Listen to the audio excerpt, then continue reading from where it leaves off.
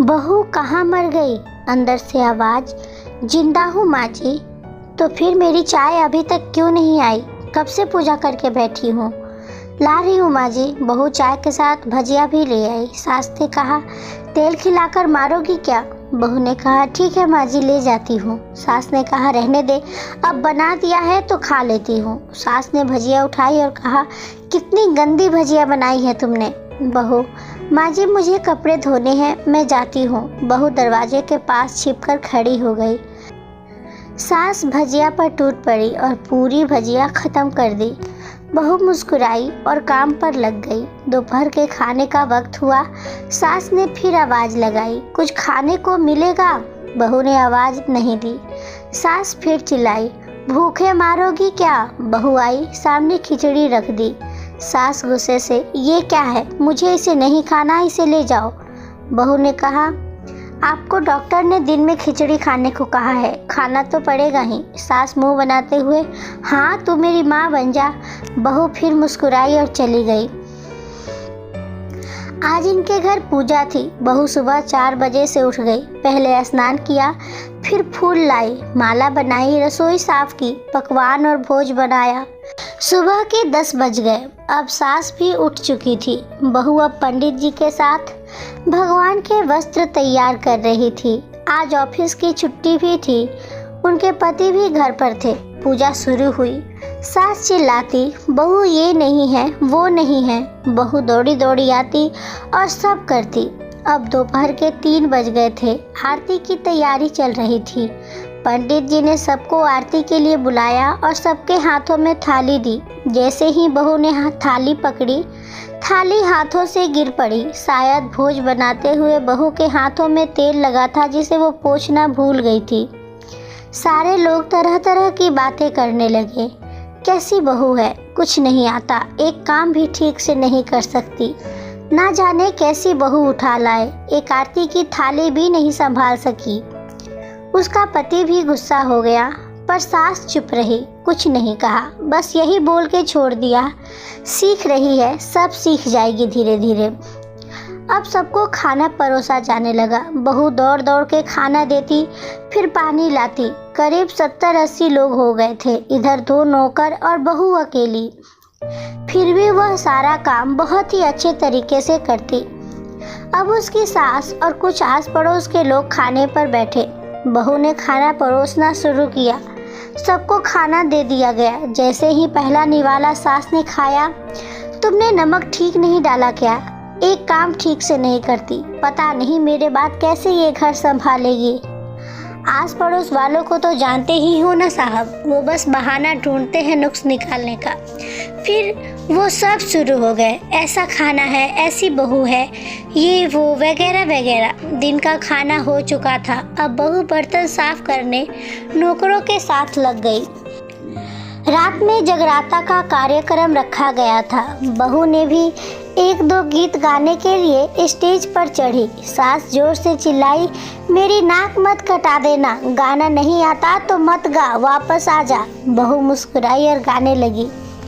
सबने उसके गाने की तारीफ की, पर सास मुंह फुलाते हुए बोली, इससे अच्छा तो मैं गाती थी जवानी में, तुझे तो कुछ भी नहीं आता। बहू मुस्कुराई और चली गई।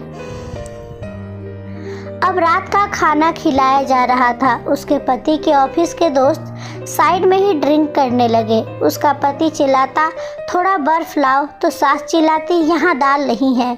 फिर चिल्लाता, कोल्ड ड्रिंक नहीं है, पापड़ ले आओ। इधर उधर आखिर में उसके पति की शराब गिर पड़ी उसके एक दोस्त पर और बोतल टूट गई।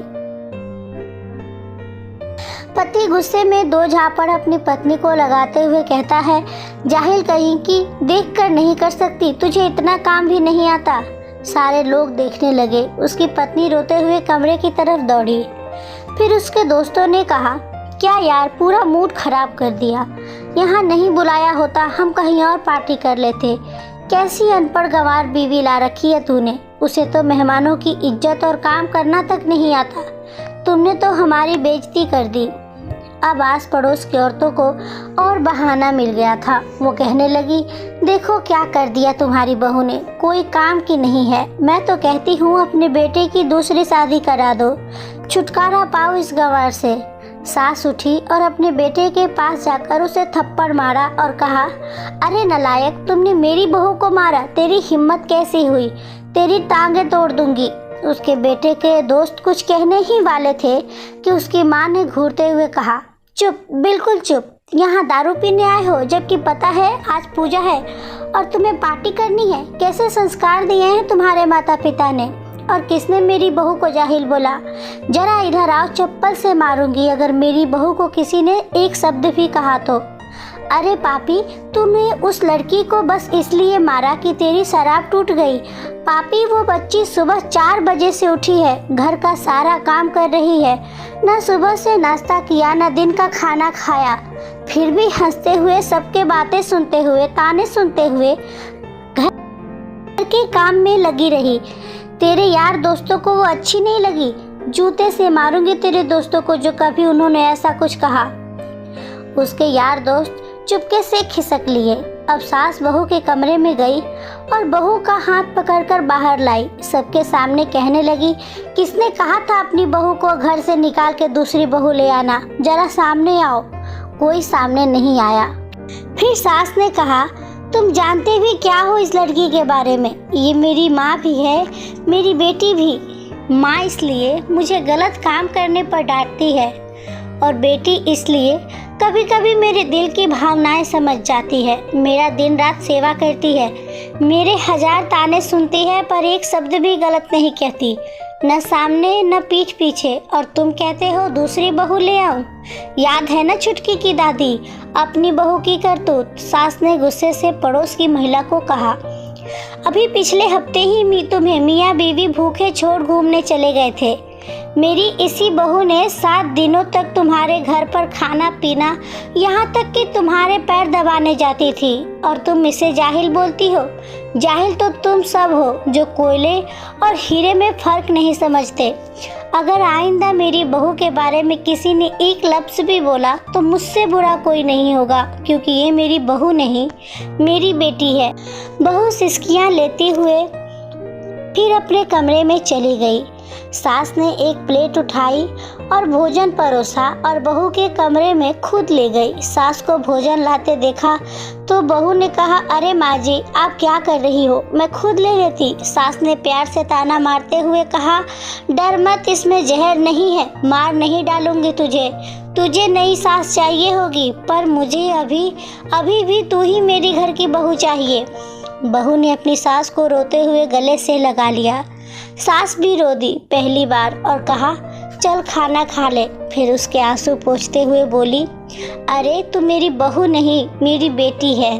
कुछ रिश्ते बहुत मीठे होते हैं, बस बातें कड़वी होती है।